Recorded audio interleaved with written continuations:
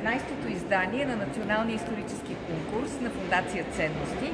Той се провежда от 1998 година, времето, в което вие изобщо не сте били родени. И е, може би, най-дълго провеждащия се национален исторически конкурс в България. Всяка година ученици допреди миналата година пишеха на дадена тема.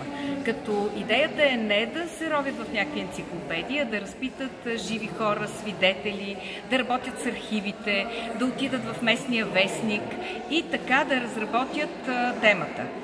Някои работят с научен ръководител, други сами, но тази година за първи път има и 10 филма, което означава, че и Националният исторически конкурс се развива и се променя.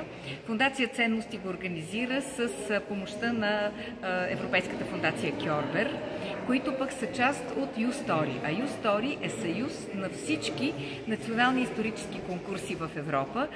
Правят невероятни събития за млади хора и се надявам някои от вас да участват в тях, защото там се срещат младежи от цяла Европа, научават много интересни неща. Даже преди малко разказвах на ваши приятели как ни обучаваха там как се прави интервю чрез изкуствен интелект с реално съществуваща, но отдавна отишла си историческа личност. И аз направих интервю с Клеопатра, а изкуственият интелект го прави въз основа на реални данни, свързани с тази историческа личност. Тоест, винаги е интересно, не е сухо и си общувате с деца от цяла Европа, което също е много